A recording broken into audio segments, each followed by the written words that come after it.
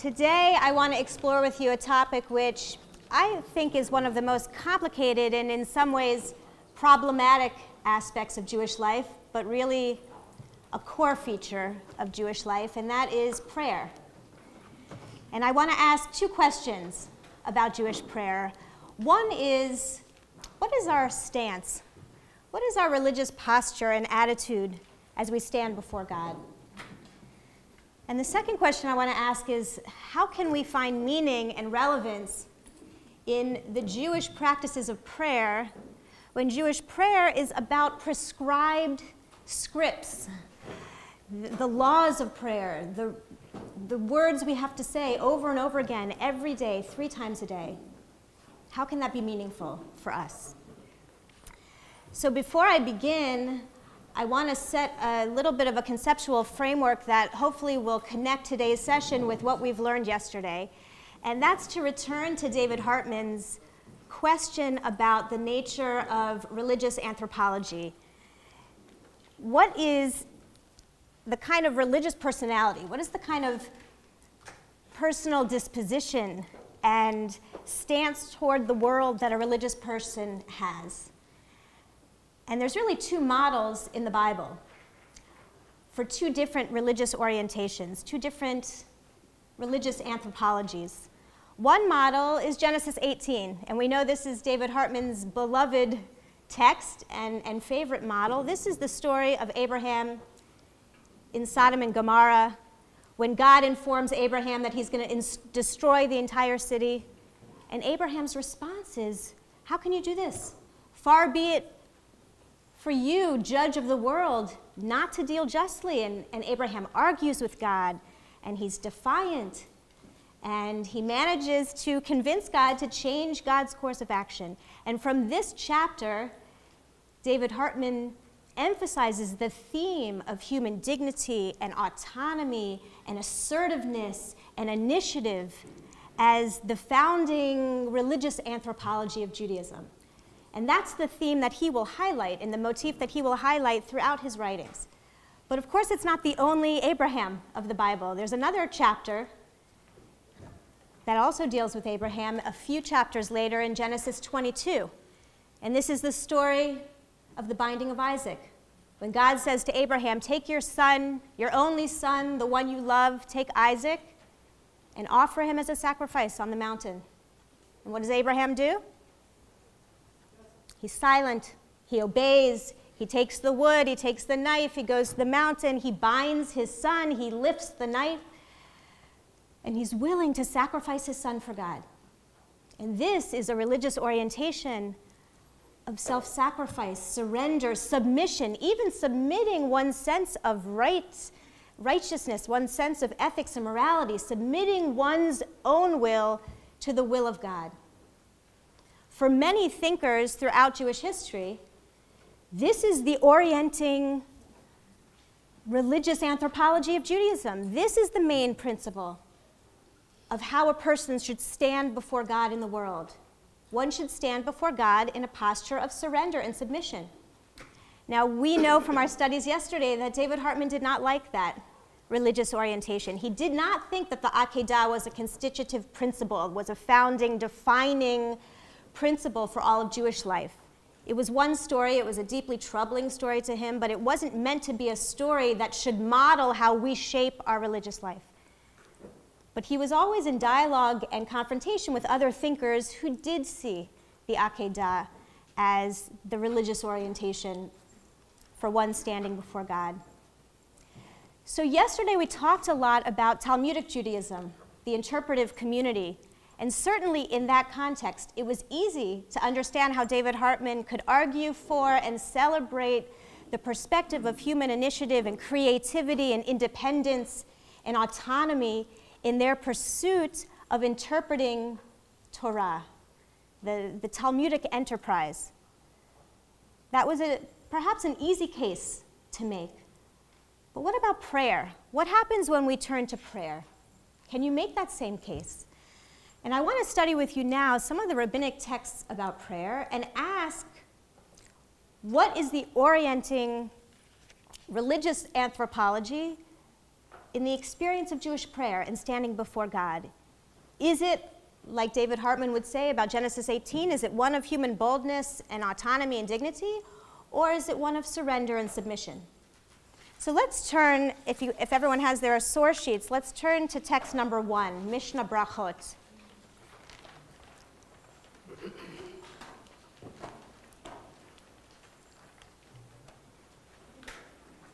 Is everyone with me? The spirit of Jewish prayer, text number 1. Ein omdim lehitpalel ela mitoch koved rosh.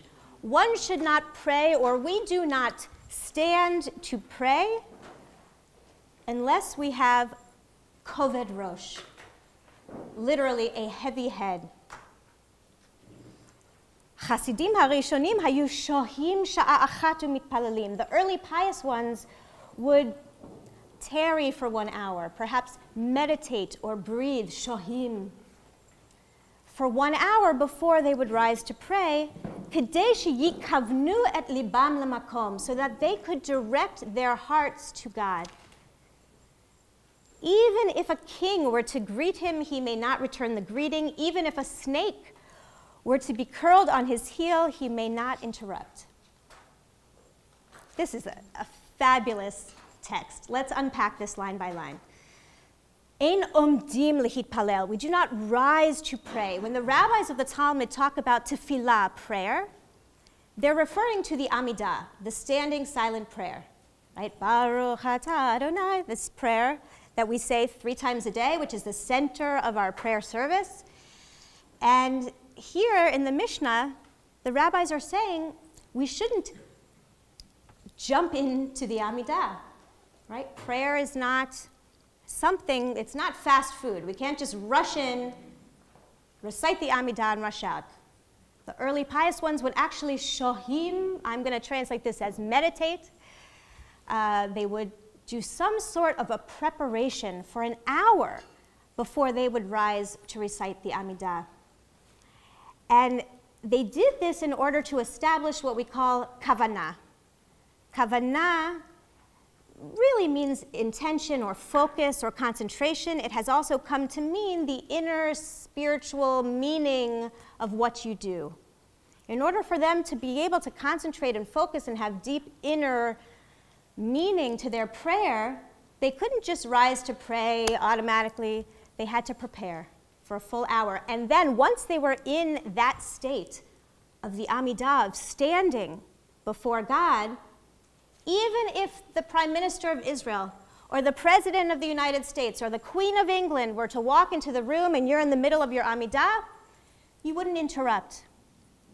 Even if a snake, and the rabbis of the commentaries say a non-poisonous snake, because of course, if your life is in danger, you would always, pikuach nefesh, you would always preserve your health before anything else. A spider crawls up your leg, a non-poisonous snake, nothing would distract you from your prayers. Because what are you doing?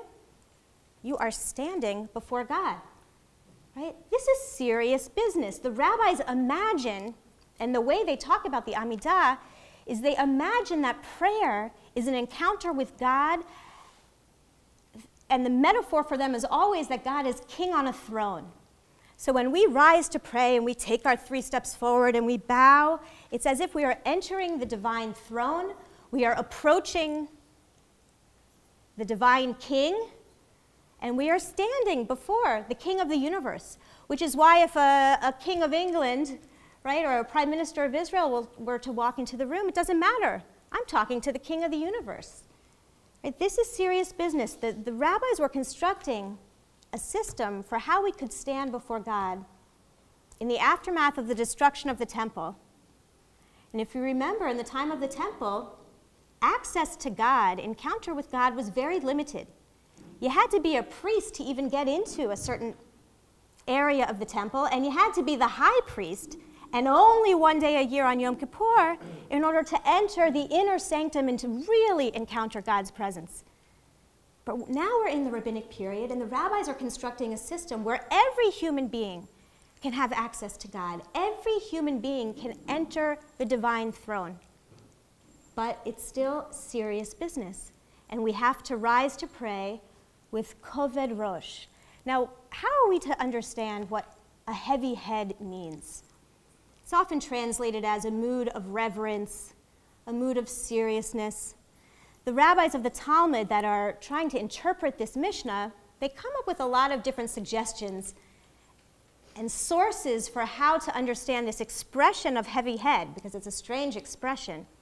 And the first example that they give as they try to understand the Mishnah and what it means to have a heavy head in prayer, the very first example they give is the example of Hannah.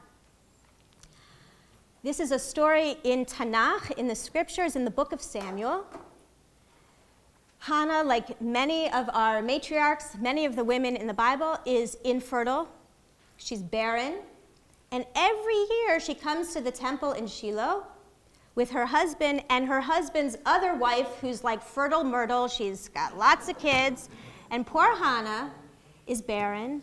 And every year she comes with this pain. And one year in the story in the book of Samuel, she enters the temple and she pours out her soul before God in the bitterness of her spirit, and she begs God to give her a child. And the rabbis of the Talmud, when they try to understand what it means to rise in prayer with a heavy head, their first suggestion is, oh, it's like Hannah. Just as Hannah prayed with this marat nefesh, with this bitterness of spirit, with this despondency, with this seriousness, this desperation, this dejection. That's kind of what our stance should be like when we stand to pray. It's a very serious business. Now, the rabbis go on to offer other examples, and eventually they choose other examples, but all of the examples they give to understand the meaning of koved rosh, heavy head, are examples about fear or seriousness or sadness.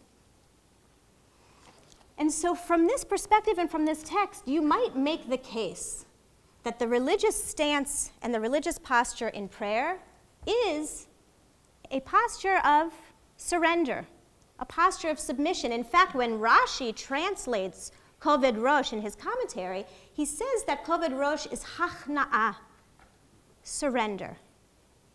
That's the mood we should establish when we rise to pray. We should establish a mood of surrender. Now, for some religious philosophers, for some modern philosophers, this is precisely the way we should understand the religious orientation to prayer. And Rabbi Joseph Soloveitchik was one of those modern thinkers who very much understood prayer as a place in which we would express our human insignificance and unworthiness before God, and that the act of prayer itself as an act is really an act of self-sacrifice, right? Because the institution of rabbinic prayer comes, according to some perspectives, comes to replace the sacrificial system. And so the act of prayer is actually an act of sacrifice. And if you want to turn with me to text number 10. I'll read you from the words of Rabbi Yosef Soloveitchik. Because he would argue that the inner spirit of reciting the Amidah is the sacrificial offering of one's whole being before God. He says the following, number 10. The Akedah of Isaac, which occupies such an important place in the liturgy and worldview of Israel, signifies the Akedah and sacrifice of a man. The law of sacrifices demand a human sacrifice, clothed in the form of an animal. Right? In the time of the temple, when we offered animal sacrifices, it was because we understood spiritually that really what God wants is for us to offer up ourselves before God. But we use an animal as a substitute for ourselves. Now that we're in a post-temple period, the act of prayer becomes an act where we can offer up ourselves before God. And he says the following, the second paragraph here, build an altar, arrange the pieces of wood, kindle the fire, take the knife to slaughter your existence for my sake. Thus commands the awesome God who suddenly appears from absolute seclusion. This approach is the basis of prayer. Man surrenders himself to God. He approaches the awesome God, and the approach expresses itself in the sacrifice and akedah of oneself. It's a powerful image, and it's central to Rabbi Soloveitchik's understanding of the balance and the tension in religious anthropology. While Soloveitchik, like Hartman, would celebrate the notion of human boldness and creativity and assertiveness in the realm of halakha and interpreting Torah in the Beit Midrash, the balance to that, according to Soloveitchik, was the life of prayer, where we celebrate the akedah model, the model of surrender and submission and pouring yourself before God in total self-sacrifice. That was the model of prayer. Now, as you can imagine, David Hartman did not accept this perspective. He didn't want the akedah to be a defining feature of Jewish life, and prayer is such a central part of Jewish life and practice that Hartman didn't want to color an entire part of Jewish life through that lens of surrender. And not only that, he actually felt that Soloveitchik's reading of prayer wasn't an authentic reading of the Talmudic tradition, that when we look at the Talmudic tradition on prayer, it doesn't present prayer as surrender and self-sacrifice. So let's look now at one of my all-time favorite texts, a remarkable text in the Talmud about prayer, and it's actually about Hannah. And we'll turn back now to text number 4.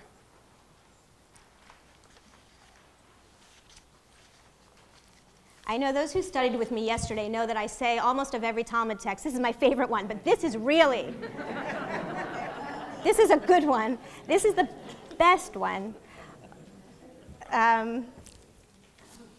Love this one. Listen to what the rabbis do with Hannah. Now remember, the rabbis are doing a midrash. They're doing an interpretation of a biblical story, and they're going to go line by line through the biblical story of Hannah, and they're going to interpret and learn something from each line.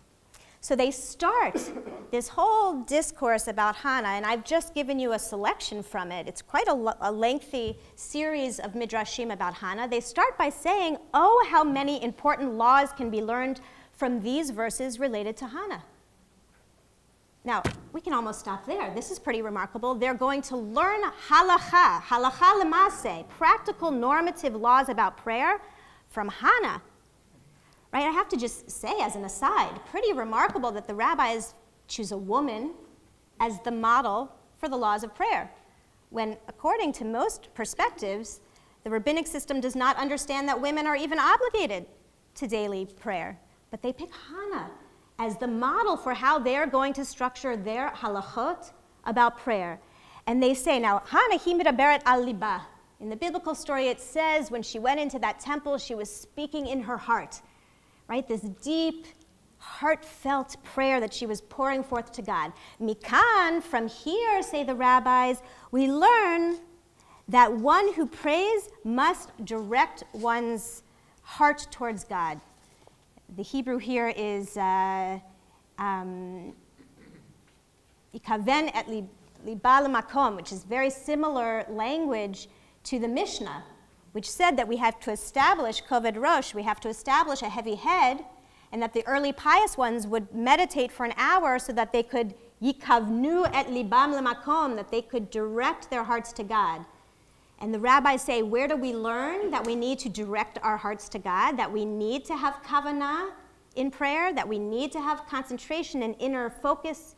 We learn it from Hannah, because Hannah's prayer was so heartfelt, and that's how we should all pray. They go on. In the biblical story, it says that her lips were moving when she prays. From here we learn that one who prays must pronounce the words with his lips. So those of you who have observed in synagogue that when we say the Amidah, right, people's lips are moving. Where do we get that from? According to the rabbis of the Talmud, we get it from Hannah. Moving on, but her voice was not heard. Again, they're quoting from the biblical story. When Hannah went into the temple, her lips were moving, but her voice was not heard. Mikan, from here, we learn that it is forbidden to raise one's voice during prayer. It's a silent Amidah. Where do we learn that our Amidah should be silent? Again, we learn it from Hannah. Hannah teaches us to have kavanah, to have inner devotion when we pray. She teaches us to move our lips but not to have any sound come out. By the way, I'm sorry, this is one of my big pet peeves in Jewish life.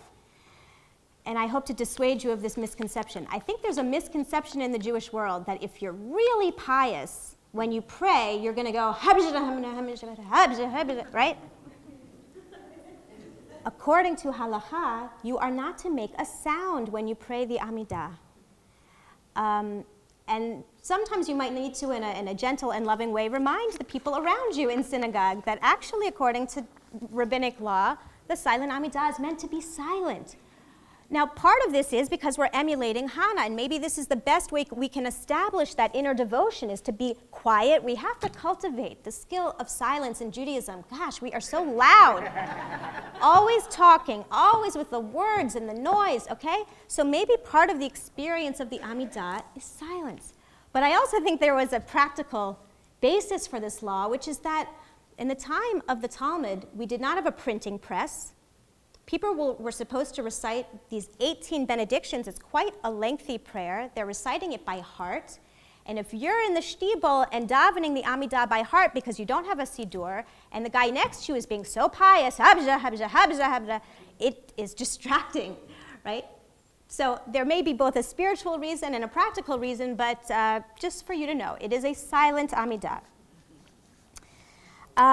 So the first point is, wow, the rabbis choose Hannah as their model for prayer. But the real point I want to make is the continuation of this text. What do the rabbis do with the character of Hannah? How do they take this biblical story of this despondent, desperate, barren woman who goes into a temple and pours out her heart before God? And by the way, she's so desperate that she says to God, oh, if you give me a son, I'll give him back to you as a sacrifice. I'll dedicate him to the temple, which she does. When she gives birth to Samuel, after she weans him, she gives him up to the temple because she promised that to God. So the biblical story is really, at face value, a story of a desperate woman who is really in a posture of submission and surrender before God. But the rabbis paint a very different picture of her. And look with me at the bottom of, or I don't know if it's the bottom of your page, the second paragraph of text 4. And she made a vow and said, Adonai Tzvaot, Lord of hosts, or Master of legions. Rabbi Elazar said, from the day that the Holy One, blessed be He, created the universe, there was no person who called the Holy One, blessed be He, Adonai Tzvaot, Master of legions, until Hannah arrived and called him Master of legions. What did she intend from this form of address? Hannah said before the Holy One, blessed be He, Master of the universe, from all of the legions upon legions of creatures that you have created in your universe. Kasheh be'einecha, is it difficult in your eyes to grant me one son? So the rabbis notice in the biblical story of Hannah that the name she uses for God is a unique name that no one else has ever used before. Adonai Tzvaot, she's the first person to coin that expression to address God. And then that becomes the springboard for this midrash. Why did she call God Dafka, necessarily, particularly that name? What was the meaning behind that name for God? And for the rabbis, the meaning behind that name is that Hannah was, you know, what'd you say? Shatui. She was in his face, and she was, in some ways, shaming God. You're the master of hosts. You're the master of legions. You've created legions upon legions, every species, every tree, every fish, every human. Is it so difficult in your eyes to give me one son? Is that hard for you, God? And they go on to say an analogy. The rabbis love to give a limashal, an analogy, and the analogy always involves a king. And we know who the king is in the metaphors. By way of analogy, to what does this matter to be compared? To a king of flesh and blood who made a feast for his servants. A poor person came and stood by the door, and he said to them, give me a piece of bread. But they paid him no heed. And he pushed his way in and entered until he was in the proximity of the king. And he said to the king, "My lord, the king, out of this entire feast that you have made, is it difficult in your eyes to give me one piece of bread?" Again, so the rabbis are imagining that when Hannah addresses God, she's confronting God. And she's, in some ways, shaming God. God, you've made this incredible banquet and all of this creation, and I'm just a poor person asking for a little crumb. Is it so hard to give me a little piece of bread? Now let's keep reading, because you'll see as we put together all these pieces of the Midrash, we're starting to create the image of a religious personality in prayer. The rabbis are creating this image. These are the creative stories that they are weaving about Hannah. And it tells us a lot about their understanding of the religious stance and posture in prayer. So they go on. This next one's quite shocking. Goes on, and the rabbis notice that in the biblical story of Hannah, that it says, if you take note, im ra'ot tir'eh, if you take note of the suffering of your maidservant, ... In the actual biblical story, it says, if you take note of me and give me a son, I'll give him back to you as a sacrifice. But the rabbis are never wed to the concrete meaning of the text, right? They see the doubling of this verb, ra'ot tir'eh, which in biblical grammar is just a way of emphasizing something, if you surely take note. But the rabbis see there's a doubling of the verb, and so they use that as a springboard for this midrash. Why is it repetitive? Because Rabbi Elazar said, Hannah said before the Holy One, blessed be He, Master of the universe, Im ra'o, if you take note of my suffering and grant me a child, great, good. But if not, tir'eh, if not, you will take note. Why? Because I will go and seclude myself with another man in front of my husband Elkanah, and when I seclude myself, they will give me to drink the water of the sota, and you will not belie your Torah, for it is stated with regard to an innocent woman who drinks the sota waters, then she shall be proven innocent, and she shall bear seed. Unbelievable. I mean, what can we say about this text? What's happening? First of all, interesting that the rabbis, in the voice of a woman, use a ritual of sota, which is not our most, feminist ritual of the Torah, and they turn it into a tool for this barren woman to get what she wants and to, in a sense, force God's hand. What is the sota ritual in Numbers chapter 5? In Numbers chapter 5, it says, if a woman is suspected of adultery, her jealous husband can bring her to the high priest in Jerusalem, who makes a potion, forces her to drink it, and if she's guilty, her stomach explodes. She gets harmed in some way, and then she's punished, and we know that she's guilty. If she's innocent, she drinks the potion, nothing happens to her, and she bears seed, which maybe could mean she gets pregnant, or at least she's capable of getting pregnant. Now, Hannah says, this is what I'm going to do, God. If you listen to me and take note of me and give me a child, great. But if you don't, you will, because I will go into a room alone with another man in order to make my husband jealous. Of course, I won't do anything in that room. I'll be innocent. But my husband will be jealous enough to bring me to the temple, and I'll drink the waters of sota. And since I will be innocent, what has to happen in order for you to live up to your promise in the Torah, in your own words? I'll bear seed. Ingenious, right? Ingenious, but so chutzpahdik. Here's a woman who's not only, kind of guilting God and shaming God. I'm just a poor person. I just need one crumb. But here she's actually threatening God. And then finally, I've selected from a series of midrashim, but this is one of my favorite. Here's another one from the... Oh, I'm sorry, I say that all the time. No, this one is really. Now, Hanit v'himira beret al liba. Hannah was speaking in a heartfelt way. She was speaking from the heart. But the Hebrew says al liba, strange preposition, that she was speaking on her heart. That's strange. So the rabbis say, why does it say al liba, that she was speaking upon her heart?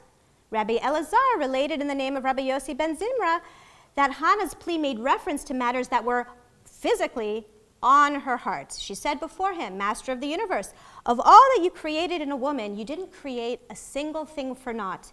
You created eyes to see, ears to hear, a nose to smell, a mouth to speak, hands with which to work, feet with which to walk, and breasts with which to nurse. Dadim halalu shnatata b'libi lama. These breasts that you have placed upon my heart, why? What are they for? Lo lehanik bahen? Are they not there to nurse a child with? Right? Grant me a child that I may nurse with them. Again, you see both the chutzpah and the creativity and the ingenuity of Hannah. She tries every tactic to persuade God to give her what she wants. God, you're such a great, masterful creator, and you created everything for a purpose. So you have to give me a child to fulfill your own vision for creation. Now, after reading a text like this, it's very hard, I think, to accept Rabbi Joseph Soloveitchik's understanding of the posture of prayer as complete surrender and self-sacrifice and human insignificance and unworthiness before God. Right? Hannah seems to me in this midrash to be very much like Abraham in Genesis 18. Right? Someone who's willing to confront authority, to stand up for her rights, to speak honestly, openly. And for David Hartman, this was also one of his favorite texts, I think, because it suggested that prayer is not only about standing in humility and surrender and awe, but that prayer can also be aggressive. Prayer can also be about asserting your rights. And this comes back to his covenantal theology, a theology of covenantal intimacy before God, that to stand before God means that you can be fully yourself. You can stand before God and be who you are with your pain, with your anger, with your needs, with your desires, and that God is there to accept us in our full humanness, which includes, in this case, our anger, our rage, our desperation, and our pain. One of the reasons I love this text is also because of when we read the story of Hannah. Does anyone remember when we read the story of Hannah in the Jewish calendar? Rosh Hashanah. We read the Haftarah of Hannah on Rosh Hashanah. And for me, every Rosh Hashanah that I read the Haftarah of Hannah, I think about the state of prayer in North American Judaism, though I imagine this was the state of prayer for thousands of years, which is that people come to the services of Rosh Hashanah.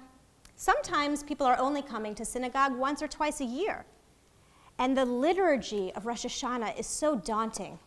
It's so long. It's so foreign. And how are we to find our place and stand before God on Rosh Hashanah? I imagine the rabbis talking in my ear and saying, we learn how to pray from Hannah. Just as Hannah, a woman, walked into the temple of Shiloh. She walked into the domain of a man. She wasn't a priest. She didn't have access or status or really the standing or the right to officiate at the temple service. But she just went in and poured out her heart before God. And I think similarly, when we enter the synagogue on Rosh Hashanah, we may not be comfortable with the Hebrew. We may not know all of the liturgy. We may not be ordained rabbis who can lead the service, but we can have this story of Hannah, this role model of a person who can walk in and just be herself before God and pour out her heart before God and speak her truth and her inner spirit before God. And that's very inspiring to me on Rosh Hashanah. But there's a problem. There's a problem because even though we've learned this fabulous Talmudic text, and we could make the argument, and David Hartman could make the argument, that even in the realm of prayer, we can celebrate human autonomy and initiative and creativity. The problem is the Jewish system of prayer doesn't seem to match this image of Hannah. So the second half of my lecture today, I want to struggle with the reality of Jewish prayer. And if you turn to page, I don't know which page you have, but it's text number 6. There seems to be a problem that the laws of prayer don't support the independent spirit of Hannah that the rabbis themselves present as the role model for prayer. They present Hannah as the role model, but then they say the following: Kol yom mitpalel adam shmona esrei. Every day a person must say the Shmona Esrei. Not only every day, 3 times a day. Every day. And that's Rabbi Gamliel. Rabbi Yehoshua says one can say an abbreviated form of the 18 blessings. And Rabbi Akiva says if the prayer is fluent in his mouth, he has to say the 18, and if not, he can say the abbreviated 18. But either way, what we establish is what is called the keva of prayer. Keva means fixed. It means the law, the established liturgy, the norms of prayer. The rabbis established the Shmona Esrei, the 18 benedictions of the Amidah, as the keva, as the form that everyone has to say every day. And again, they didn't have prayer books in front of them, and if you weren't as fluent and it was difficult for you to memorize, they created an abbreviated form, but still you had to recite the words that they dictated. Now, we can imagine, both because we've probably experienced this ourselves, but immediately we have a challenge. If prayer is going to be a routine practice where we have to follow the same words every day, 3 times a day, what's the likely spiritual challenge that's going to arise? Monotony, boredom, and a lack of kavanah. Right? We learned from Hannah that we're supposed to have kavanah in prayer. Kavanah means focus, it means spiritual intention, it means inner focus. It's the spirituality, maybe even the spontaneity of prayer. That's the kavanah on the one hand, but now the rabbis are saying, but we all have to follow the keva. Every day, same words, 3 times a day. Now the rabbis were aware that when they established this system, there was this inner tension. And it immediately, after they give us the plan, here's the blueprint for prayer, they immediately acknowledge that problem. And Rabbi Eliezer says, let me read it in the Hebrew because it's great. Ha'oset tfilato keva ein tfilato tachnunim. Anyone who makes his prayer keva, fixed, ein tfilato tachnunim. His prayer is not real supplication. Well, now we have really a conflict. Right? We have the rabbis establishing the keva, and then we have another rabbi who's kind of almost a voice of criticism from within the system saying, but if you make your prayer fixed, it's not real prayer. So let's keep Rabbi Eliezer's critique and concern in one part of our brain and then continue the Mishnah, because then the Mishnah goes on and says, Rabbi Yehoshua says, one who is traveling in a dangerous place should offer a brief prayer and should say, save, O Lord, your people, the remnant of Israel, even when they distance themselves through sin, let their needs be known before you. Praised are you, Lord, who heeds prayer.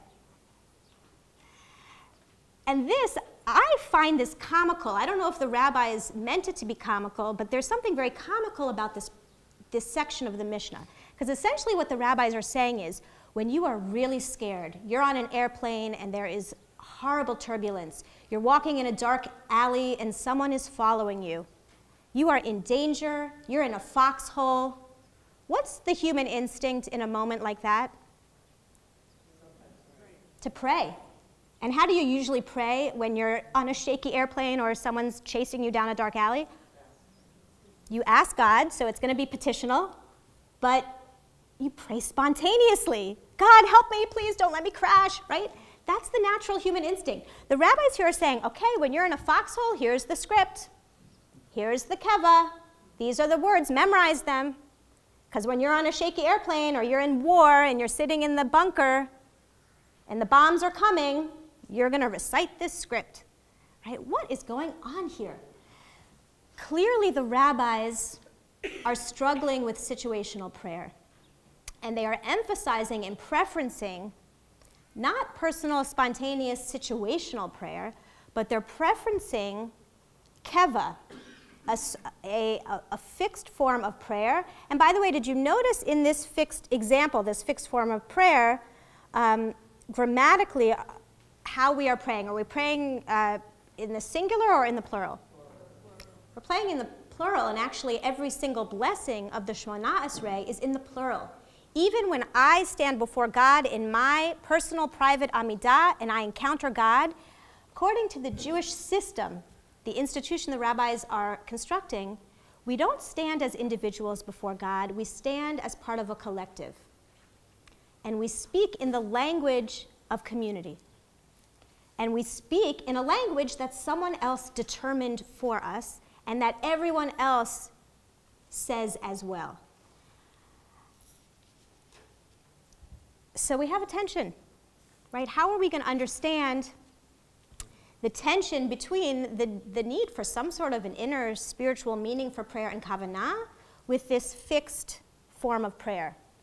And I want to return now to Rabbi Joseph Soloveitchik and his understanding of prayer as self-sacrifice, because for Soloveitchik, the keva is actually an important expression of human insignificance and unworthiness. Who are we as mere human beings to think that we can speak before God? Right? Who am I as a human individual to initiate an encounter before God?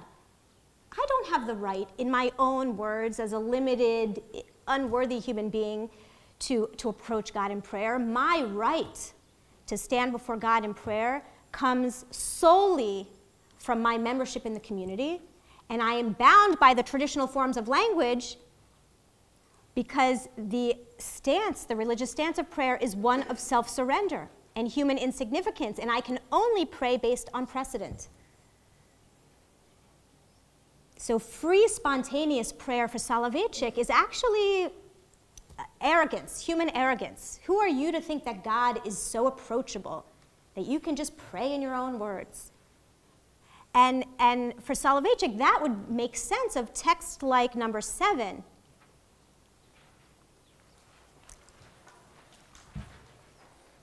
Where the rabbis are clearly struggling with this tension between the human instinct to pray in our own words and their desire to establish keva. And they say in text number 7 in the Talmud, if a man sees a loaf of bread and says, "Oh, what a beautiful challah, thank you God so much for giving me this bread," he's performed his obligation. Meaning he's performed his obligation to say hamotzi, to bless the bread before he eats it. If he sees a fig and says, "Oh, what a beautiful fig, I'm so lucky, God, you've created such beautiful fruit in this world, thank you, thank you." Okay, that's a way of fulfilling your obligation to prayer. So says Rabbi Meir. But Rabbi Yossi says, "Kol hameshaneh mematbea shetab'u hachamim bebrachot lo yatsa yedei chovato." Anyone who alters the formula laid down by the sages in the benedictions, in the blessings, has not performed his obligation. And by the way, that becomes the normative law. You have to stick to the formula or you haven't fulfilled your obligation. And for Soloveitchik, that's a great example of the self-surrender and self-sacrifice. And there's one other modern thinker I want to bring to your attention, particularly on this issue of keva, and it was a modern thinker that very much consumed the thoughts of David Hartman. He loved to grapple with the philosophy of Yeshayahu Leibowitz, who was an important Israeli Jewish philosopher who just passed away in the 90s, so he lived during the time of Hartman, and they were chavruta in some ways. And they shared some ideas in common, but also really wrestled with one another. And for Yeshayahu Leibowitz, and I want you to turn with me to text number 11, prayer has nothing to do with the individual human condition, right? The purpose of prayer is to put God at the center of your life, and not to be anthropocentric, to be kind of human-centered and self-centered, but to be theocentric. And for Leibowitz, the tool of keva was actually a really important tool to help train us towards that God consciousness. And this is what he says about keva. He says, the Akedah of Isaac, which occupies such an important place in the number 11, fixed obligatory prayer includes two elements. There's two aspects to keva. One, it's not a prayer that a person wishes to pray, but one that he is required to pray. Not a prayer that he originates, but a prayer that one demands of him. It doesn't matter if you're in the mood to pray. Kol yom mitpalel adam shmona esrei. Every day, a person must say the shmona esrei 3 times a day, whether you're in a prayerful mood or not. 2, it is a fixed prayer. It doesn't change in conformity with the conditions, circumstances, situations, objective or subjective, in which the person who prays finds himself. There is only one and the same Amidah prayer for the bridegroom who enters the chuppah and for the widower returning from the funeral of his beloved wife. Only the very same sequence of psalms and songs for the happy person and the melancholy person. The very same sequence of supplications for whoever feels the need and whoever feels no such need. Prayer has nothing to do with your individual human feelings or needs.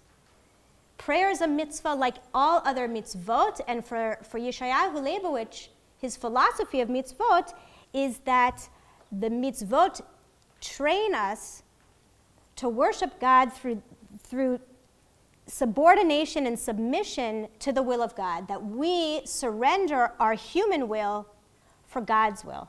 So the life of mitzvot is a perpetual akedah. We give up our own will and follow God's will. All mitzvot are like that, or the purpose of all mitzvot is that, including prayer.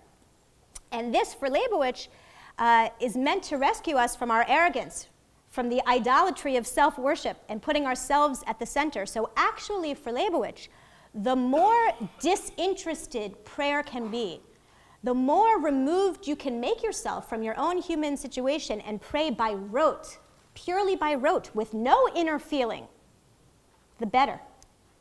And that those who think the keva kavanah tension is a problem misunderstand the normative practices of Judaism and the purpose of the whole system of mitzvot, right? Because love of God is not about functionalizing God or making God an instrument of our human needs. And for Leibowitz, the real danger of personal prayer and situational prayer is that it turns God into an instrument of our own needs. I'm on a shaky airplane, please God, keep this airplane from crashing.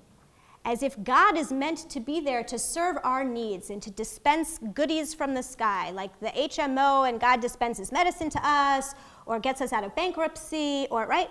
This, for Leibowitz, was idolatry, arrogance. We have to have a disinterested love of God that's not based on expecting goods from God, but pure worship and appreciation of God. And I would say, you could probably imagine David Hartman's reaction to this perspective, because Hartman was very dedicated to the notion of individual consciousness in Jewish life and the innovative individual spirit within the structure of Jewish law. And yet there was an aspect of this that I think David Hartman really loved and appreciated, which is the notion that God is not there to solve all of our problems. That prayer is not about standing before God and if only you pray hard enough or you pray well enough, then God will cure your cancer. Right? For David, that wasn't the purpose of prayer, and that wasn't his understanding of how God worked in the world. However, as opposed to Leibowitz, for Hartman, prayer was about covenantal, relational intimacy, that you could stand before God in your full human needs and pour out your heart to God from your human situation, because God accepts us in our humanity as limited human beings. And what it means to be in a love relationship with someone, just like a love relationship for your spouse, is that a person will listen to you and care about you. So God is shomea tefillah. God is the one who hears our prayers, not necessarily oneh tefillah. God doesn't necessarily answer our prayers.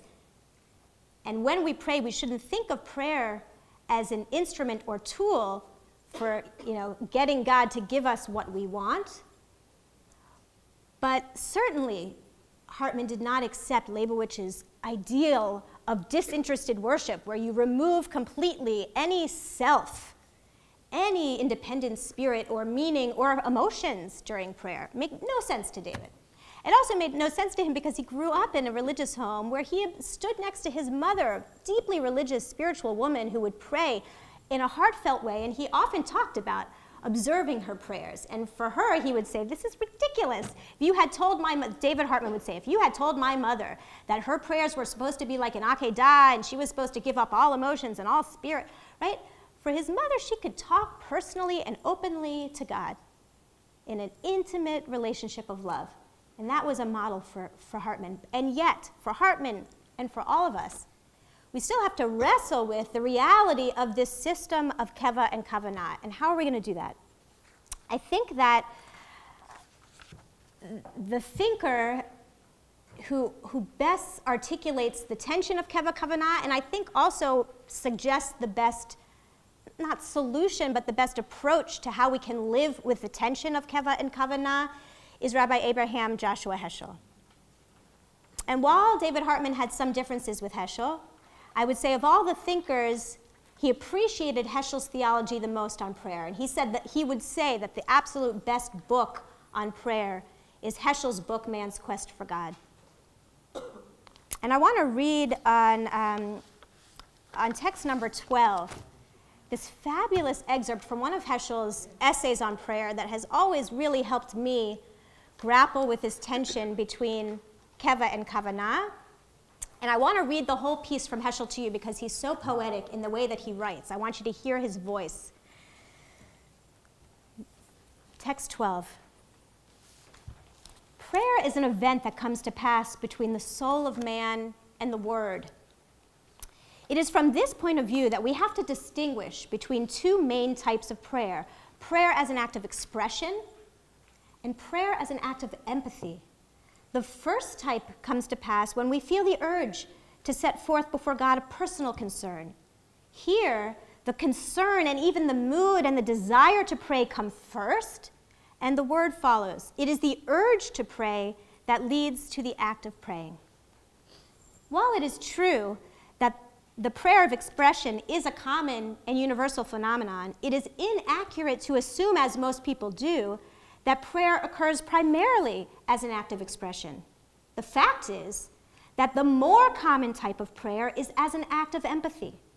There need be no prayerful mood in us when we begin to pray. It is through our reading and feeling the words of the prayers, through the imaginative projection of our own consciousness into the meaning of the words, and through empathy for the ideas with which the words are pregnant, that this type of prayer comes to pass. Here, the word comes first, and the feeling follows. There is a specific difficulty of Jewish prayer. There are laws: how to pray, when to pray, what to pray. There are fixed times, fixed ways, fixed texts. On the other hand, prayer is worship of the heart, the outpouring of the soul, a matter of devotion. Thus, Jewish prayer is guided by two opposite poles: order and outburst, regularity and spontaneity, uniformity and individuality, law and freedom. These principles are the two poles about which Jewish prayer revolves. Since each of the two moves in the opposite direction, equilibrium can be maintained only if both are of equal force. However, the pole of regularity usually proves to be stronger than the pole of spontaneity, and as a result, there is a perpetual danger of prayer becoming a mere habit, a mechanical performance, an exercise of repetitiousness. The fixed pattern and regularity of our services tends to stifle the spontaneity of devotion. It is a problem that concerns not only prayer, but the whole sphere of Jewish observance. He who is not aware of this central difficulty is a simpleton. He who offers a simple solution is a quack. Heschel. This is my favorite, no, I'm kidding. No, but this is my favorite thinker on prayer because I think that he so beautifully captures why we need keva and the challenge that Keva poses to us. So according to Heschel, there's two kinds of prayer. There's the prayer of expression, which might be the prayer that we say on the shaky airplane. Oh God, please don't let me crash. There, the feeling comes first, the fear, the need to address God, and the words follow. That's Hannah. That's Hannah pouring out her soul before God. But we are wrong if we assume that that is the most common form of prayer. For Heschel, prayer of empathy is more common.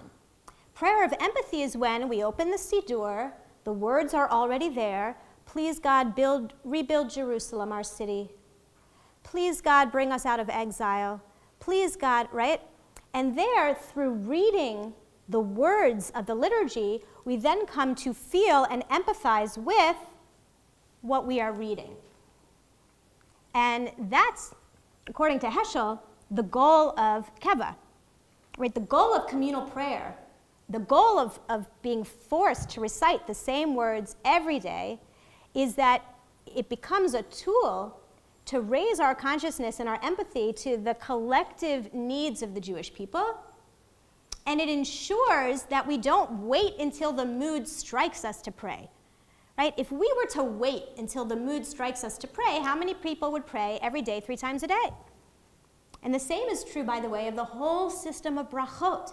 The rabbis regulate not only the Amidah 3 times a day every day, but the rabbis regulate words you say before you take a sip of water, after you take a sip of water, before you eat a piece of bread, after you eat a piece of bread, when you see the ocean, if you haven't seen it in 30 days, when you see a friend that you haven't seen in a year, when you see a really smart person, when you see a beautiful person, when you see a not so beautiful person, right? There's a whole system of blessings that are fixed formulas that we are meant to recite throughout the day. Why? So Heschel, again in his wonderful way, look at text 14. Heschel says, how grateful I am to God that there is a duty to worship, a law to remind my distraught mind that it is time to think of God, time to disregard my ego for at least a moment. It is such happiness to belong to an order of the divine will. I am not always in the mood to pray. I do not always have the vision and the strength to say a word in the presence of God. But when I am weak, it is the law that gives me strength. When my vision is dim, it is duty that gives me insight. For Heschel, what Keva assures us is that we will not belong to God intermittently when the mood strikes us, but we will belong to God continually, every day, throughout the day. We will have moments of awareness of the divine presence. And for Heschel, who used words like radical amazement and the wonder and the awe of God, the whole system of brachot are tools for mindfulness to be aware of the pulsing presence of God in the universe.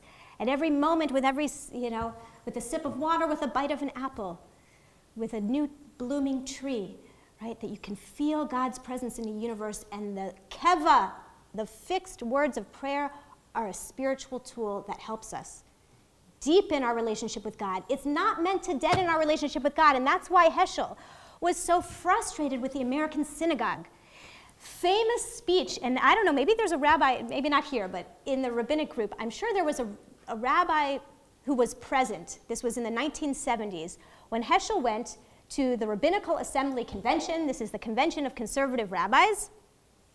And he said the following to this group of conservative rabbis in the 70s, and for any of you who follow like the history of the conservative movement, the suburbanization of Jewish life in North America and the building of big mega conservative synagogues in the suburbs of North America was a great accomplishment of the conservative movement. And so there is Heschel, the prophetic voice of Heschel, standing before a group of conservative rabbis, and he says the following. This is text 13.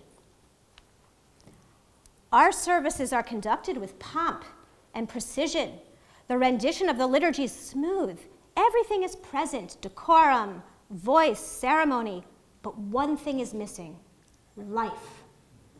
One knows in advance what will ensue. There will be no surprise, no adventure of the soul. Nothing unpredictable must happen to the person who prays. He will attain no new insights into the words he reads. He will attain no new perspective for the life he lives. Our motto is monotony. What was will be, and there is nothing new in the synagogue. The fire has gone out of our worship. It is cold, stiff, and dead. Inorganic Judaism. True, things are happening, of course not within prayer, but within the administration of the synagogues. Do we not establish new edifices all over the country? Yes, edifices are growing, yet worship is decaying. Has the synagogue become the graveyard where prayer is buried? This is my favorite time. It's just so true, and it's just as true as it was in 1970, it's true today. Though I do think there's a lot of attempts in North American religious life today to address this problem and to try to revitalize worship.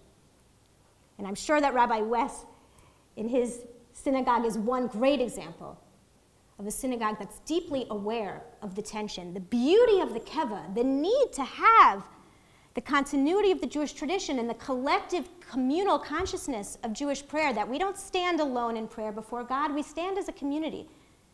And yet, prayer is not meant to be a mundane, monotonous, routine, dead, inorganic expression. It's meant to be alive with inner meaning.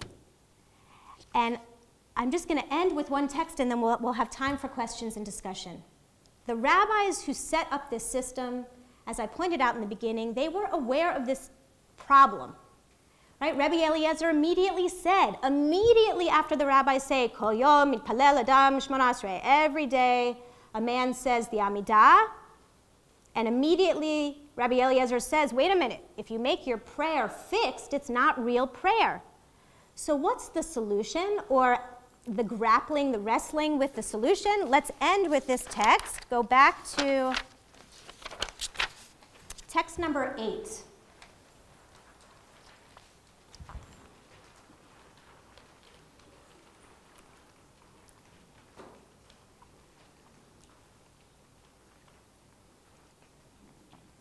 So when the Talmud tries to unpack Rabbi Eliezer's challenge in the Mishnah, the rabbis quote the Mishnah and they say, Rabbi Eliezer told us, anyone who makes his prayer fixed, it's not real prayer.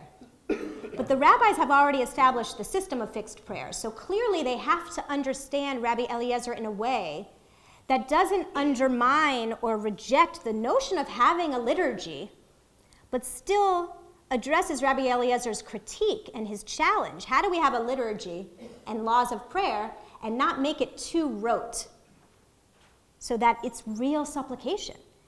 And they say the following: what's meant by keva from Rabbi Eliezer's perspective?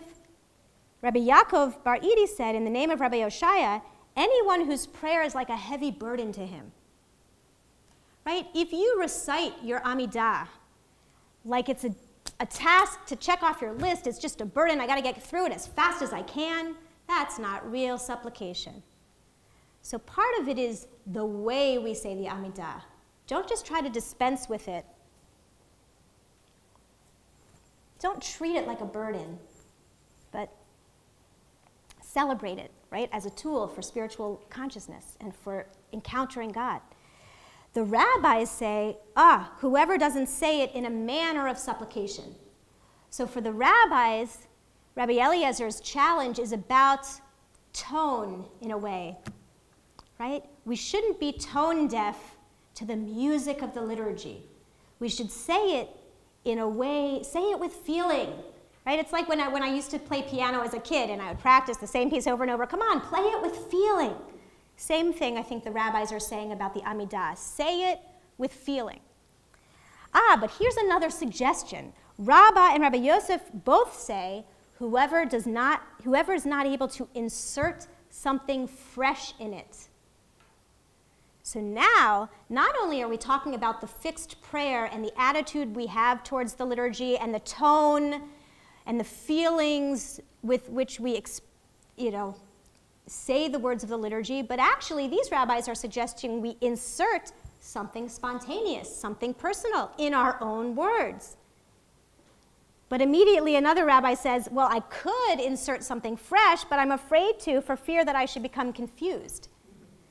And there's the same problem I have with the hamina, people that daven the silent Amidah not so silently, which is that for people who don't have a printing press and don't have a siddur in front of them, who are reciting the Amidah by heart, and there's only been a few times in my life where I've tried to daven without a siddur. It's really hard. No matter how many times I recite the Amidah, I should know it by heart.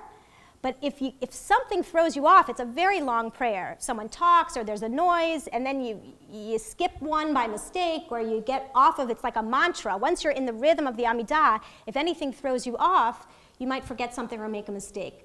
So Rabbi Zera liked the idea of inserting something fresh, but was concerned that it would confuse him.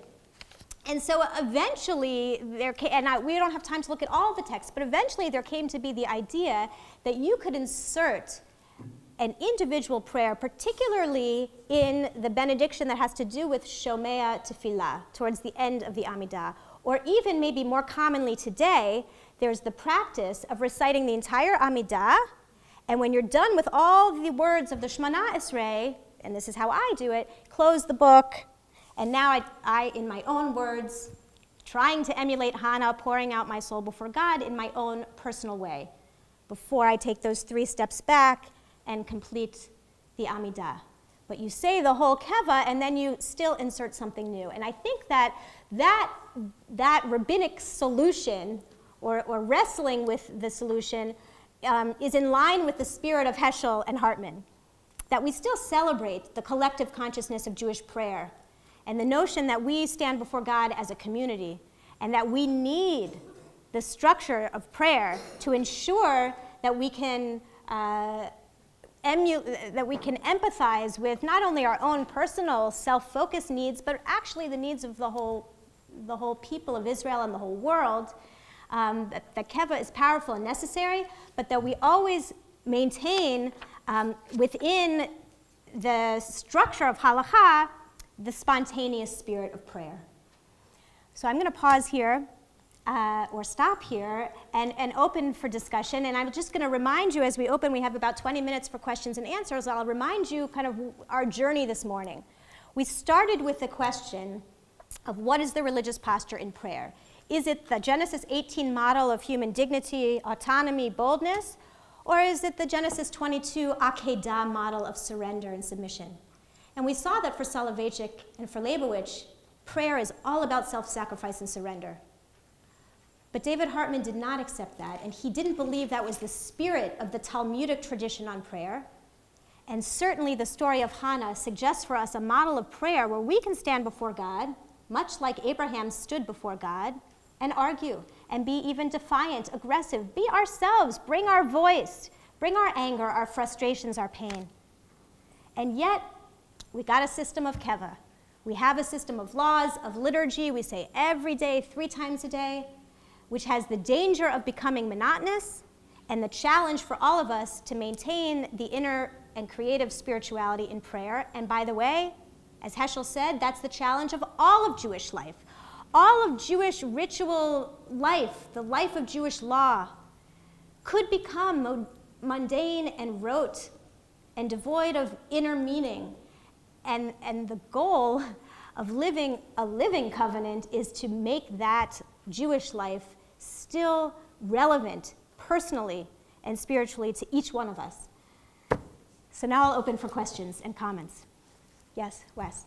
Lauren, I love the presentation. It's so thoughtful, lucid, you bring out all the tension.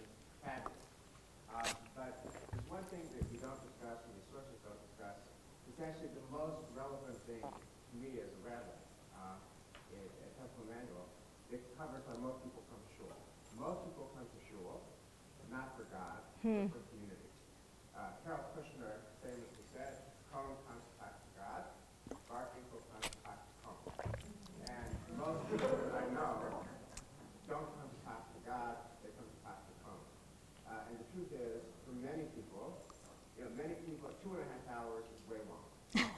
And for many people I know, 45 minutes or a half hour Right. before it's over, and really shul is a prelude to Kiddush. And it's an important thing. No, seriously, I'm very serious. I'm a Rebbitzin, by the way. My husband is a pulpit rabbi in Florida. I'm very familiar with this phenomenon. Right. And the important part, and it's part important. of the Shabbat morning Yeah. prayer experience is Kiddush. Yeah. And the end of most of it kind of the practice. So, So could you talk about let me talk about the importance of community? Yeah, absolutely. And the legitimacy of community almost in lieu of God itself. And how do you think But see, I'm trying to make an argument from kind of theology and philosophy. Of course we can make the sociological observation. The sociological observation that, and maybe the psychological observation that people need to be part of community, and that's why they come to shul. That's deeply important. I think we can do better than that. I think once people are coming to shul for the need of community, which is great and valid and important, we can also ignite a fire in their spirits. I don't think the rabbis, when they constructed this system, solely wanted to create daily Jewish prayer so that people could come for a Kiddush. Yes, it's important. And yes, there's already embedded within the structure of prayer a collective consciousness because we're praying in the plural, right? And we're praying words that we probably wouldn't think of, prayers we probably wouldn't think of on our own, whether it's about rebuilding Jerusalem or about gathering the Jews from the four corners of the world, Jews that focus us on the needs of community. So I would say, absolutely, amen. We need to recognize the sociological needs and the communal needs of belonging and the ways in which synagogue becomes really a Beit Knesset, a gathering place, a communal place. But I feel like that's one issue, and the second issue is, okay, but once you get people in the room and you're forcing them to sit there with a siddur in front of them, it better be meaningful, or people are not going to live up to the greatest aspiration of a Jewish spiritual life. They might come back because they love talking to Cohen, but they might not come back, and I think more often they don't come back because it just doesn't mean anything to them. The words don't mean anything to them. It's not spiritually fulfilling. Going to yoga class is more spiritually fulfilling than coming to synagogue. You're going to have a group of Jews, in my synagogue it's Holocaust survivors, who so value sitting with the landsmen, or the people that from the old country. That's going to drive them every week to come to Shabbos. But the vast majority of Jews are not coming to synagogue, and I would argue it's because they don't find meaning in the act of prayer. So that would be my response. Other questions? Yes? Well, along those lines, I was raised in the classically formed tradition. I still know that the adoration is on page 71 of the Union Prayer Book. And now the services have evolved. Reform in particular has swung back to the traditional, and it has evolved into a song fest. So that a song fest. It has evolved into a song fest. So that what is happening is the chanting or singing of in North America of prayers in Hebrew. And one of the things I notice is that I'm not as likely to bring a non-Jewish friend because they won't have a sense of what we're praying about unless they sit there and read the English side, and follow along. So I wonder about that. I also wonder in terms of David Hartman, when you do translate the Hebrew, and we were talking about this in small group, that there's a lot of top-down imagery, a lot of metaphor of God as throne, and how meaningful that would be. All right, so let me address both of these issues. The first is the use of music in prayer. Now, obviously, the goal of introducing music to prayer and instruments to prayer is meant to take the keva, the fixed form of prayer, and infuse it with feeling and spirituality. And for many synagogues, music is an important tool to help us find some kavanah in the keva. Now, the comment is sometimes we go overboard and it really just becomes like a campfire sing-along, and we've lost the act of personal prayer and standing before God. And I would say that is evidence of the disconnect for most Jews today from the knowledge of our tradition and the meaning of our tradition. I think it's a problem of education. For people who don't know Hebrew or don't know the meaning of the prayers or the structure of the prayers, it's so foreign. The only way to help them feel anything in the synagogue is to play a beautiful melody. And I think we need to have a balance.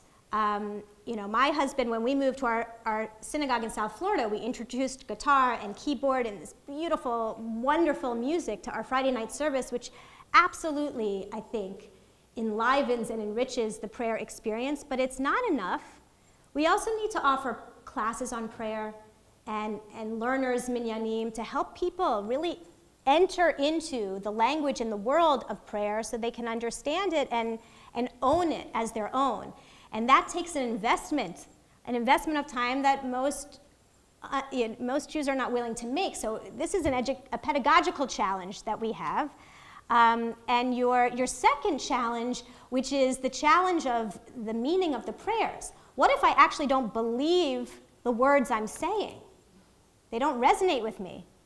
So here is where there's kind of two responses. One is, that's the beauty of staying in Hebrew and sticking to music, because then, no, truthfully, try reading the second paragraph of the Shema in English, right? It's a lot easier to just stick to the Hebrew, and it's almost like a mantra, and you can get into a deep spiritual inner contemplative mode through reciting the Hebrew and feeling the music and not focusing on whether you really think God resurrects the dead. I think from Hartman's perspective, David Hartman's perspective, and I very much agree with this, that the goal is to help people encounter the texts, to find meaning in the text. And for those of you that are going to break up into your smaller seminar groups today, many of you will study some texts that David Hartman loved about how the rabbis found meaning in words that they didn't believe. It's through the art of interpretation and reinterpretation and the creativity of how you take words that maybe don't resonate with you and metaphors that maybe don't resonate with you and find new meaning. That would be his preference as a traditional halachic Jew. There are those that say, let's change the words. That's another way to address it. Or change the translation, which is a little disingenuous, because then you're keeping the words, but you're giving a fake translation so that people don't actually know what the words mean that they're saying. There's a bunch of attempts to find a solution to this problem. Other questions? Yes? In your context of religious anthropology, can you talk a little bit about Kaddish? Now, Great question. Great question. But it seems to me that it's really speaking to the person. Great question. You could argue that Kaddish is a perfect example, the mourner's Kaddish is a perfect example of Yeshayahu Leibowitz's philosophy. Precisely in the moment when you are most downcast, most alienated from God, when you don't feel God's loving presence in your life, that's when you start to say, great and mighty and awesome and wonderful is God. It's an example of complete disconnect from the human situation and the words that you're reciting. And that's purposeful. That would be Yeshayahu Leibowitz's response. Another response would be to say, precisely when you're in a position of alienation and loneliness, you need to recite words that draw you back into community. You need to come to community. You're forced to sit in Shiva with people all around you. You're forced to come to synagogue to say these words, to be in community, to get back to Rabbi Garner-Schwartz's point. And you know, for Hartman, and what he would say about prayer is that the meaning of prayer is that I'm not cast into the world alone. I'm not here on my own. The act of prayer and the meaning of prayer is for me not to feel lonely, but to feel that I'm part of a community and to feel that there is a God who is present and cares about me and loves me. And that's why we say Kaddish. But there's much more to grapple with in both the ritual of saying Kaddish and the meaning of saying Kaddish. That's my initial response. Yes? So what I'm doing here, Hartman, is that we hold different views and you have to be able to hold both sides of the question. And that's the meditation. And what you were saying about expression, self-expression and the surrender, I think it's both. The answer is yes. But I disagree with the surrender part in one point. I don't believe that we're insignificant because we're partners in God. And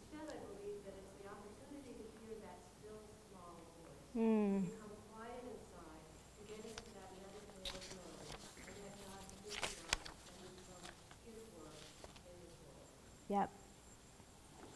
That's very beautiful. And that, I think Heschel shares a lot of that perspective, that to pray is to become a concern of God and to put yourself in the mindset of God, to develop a God consciousness. And in that sense, it is surrender. Not surrender in the sense of self-effacement, but surrender in the sense of self-transcendence. It's very nice. Yes? Amy? I'd like to offer a third alternative, which I hope will be helpful for people. Good. I'll make it very brief, but it's a teaching that comes from my teacher, Rabbi, who, and you mentioned that prayer as a replacement for sacrifice. So Rabbi Poland's view of the whole book of Leviticus comes from the root of the word which is often translated as sacrifice, which actually means to draw near. Korban, likarev. A sacrifice means to draw close. So my offering of a different way to think about this is that insofar as one would think of the prayers as replacement for sacrifice, that what both the sacrifices were and what the prayer can be is bringing a gift to God, drawing near to God. That the idea of prayer is to be in relationship with God, and that it's through that dynamic that we simultaneously want to open ourselves up and share our hopes and our dreams and our fears with God. At the same time, we want God to be able to accept whatever it is that we offer. So the relationship between us and Is a God covenantal relationship. I think that David Hartman would be proud of that articulation, because he often talked about covenantal relational intimacy, right? And definitely understood prayer as a tool for creating that relationship. That's beautiful. Thank you. Yes? My question is about children. I literally had the thought this morning as I'm thinking about my son who is preparing for his service to become a bar mitzvah Mazal tov. next year. Her son's becoming a bar mitzvah next year, and as she prepares, I literally had the thought this morning, boy, what can we do about religious school? And we focus so much on the prayers that, I sent him off to camp, not a Jewish camp, with this packet, and I'll be darned if he will open it. I mean, it's the furthest thing that he wants to do. But now I have a different interpretation of the possibility of prayer, and I guess I'm asking in the mode of children, but it's a little bit false. No, because this is- it applies to me too. it's a right? not just great for children. question. How do you make it relevant? So, they focus on the prayers yeah. so they get them ready, but it's Right. literally just So words for this not is, words he understands. yeah, no, And I can read the entire prayer in Hebrew and have no idea what I'm saying. yes, this is why I So keep it's coming that back. quandary This quandary you're sharing, I think many comments keep bringing us back to what is really a pedagogical challenge that we face. For most religious schools, we have these children for only a few hours a week. And the methodology has been, and I remember this so well from my Reform Hebrew school, we literally had like prayer quizzes where if you could say the Hebrew words of the Shema within a certain time period, you got a check on the box, and you had to fill all the checks and all the boxes before they would let you have your bat mitzvah. Didn't know the meaning of the words, didn't know the meaning of prayer, but could I make my lips formulate the strange sounds of the Hebrew words? I want to go back to Heschel's words. If anyone who is not aware of the central difficulty is a simpleton, anyone who offers a simple solution is a quack. Because we need to give people the tools to pray, which means giving them some fluency in Hebrew, but that takes time. And now we're out of time and we haven't had a chance to teach them the meaning of prayer. It's a quandary, and I would say for me, that's why I have devoted my life to adult education. Because I feel like, first of all, Judaism is a lifelong journey of learning, and I feel like some of these ideas are best learned in the kind of sophistication of adulthood. We're all still seekers. Most of us didn't learn this as children. We either didn't learn it because we were not in a good school that taught it to us, or because we were children and we didn't have the sophistication to be able to kind of grapple with these theological ideas. But now we're adults, we can learn this, and then we can, in our homes, either model to our children what prayer means to us, and there's nothing like the power of parents modeling to their children. I try as much as I can to talk to my children about God and to talk to God spontaneously in front of my children, just as a model. And you know, I'm not going to sit with them and talk to them about the theology of the second paragraph of the Shema, right? They're 9, 7, and 3. They're not going to get it yet. I still don't get it. But that's why we have to accept that Judaism is a lifelong journey of study, and we as adults have to continually invest in our own study so that we can find deeper meaning and relevance. And that, I think, was really the purpose of creating this Beit Midrash for David Hartman, which was to create a text-centered community of human beings, but primarily adult human beings, who are going to continually revitalize the covenant with God by finding new meaning. And I am not an early childhood educator, so I really can't offer any solutions for how you help a 13-year-old grapple with this. But we have to be aware of the quandary and do whatever we can in our own lives to model that struggle and that search for meaning that is ongoing. And it doesn't end with your bar mitzvah. You memorized how to say the Shema, you checked off the list, and now you're done with your Jewish education. God forbid, because then you lose out on this whole treasury of the Jewish tradition. But it's sometimes harder to give that gift to a 10-year-old or a 5-year-old that can't always appreciate the richness of it. They can appreciate the joys of Jewish living, and that's why I think Jewish practices in the home are so important. But Jewish study in depth, I think, comes later. Let's take 2 more short questions, and then we're going to go have snacks, and I'll stay around for anyone that wants to ask more, because I really like to stay on time. Yes? Within the Hartman model, what would be the limits of changes that would still fit with his paradigm? Great question. Liturgical change. So David Hartman was an Orthodox Jew. Aesthetically, he appreciated Orthodox practice. That was what was comfortable to him. That's what he grew up with. So he wasn't interested in adding words to the prayers, though he was very open to skipping prayers that weren't meaningful to him. Right? So, Shalom Asani Isha, the blessing in the morning that thanks God for not making me a woman. That was morally repugnant to David Hartman. He wouldn't say those words, but it doesn't mean he's going to start changing the liturgy, because for him, the greatest skill and art of being a critical Jew in the modern world is the art of reinterpretation. So if there were words in the prayers that didn't resonate with him, he would advocate for reinterpreting them. But he liked the Orthodox prayer book. He wasn't interested in fussing and changing with the keva, the words of the keva.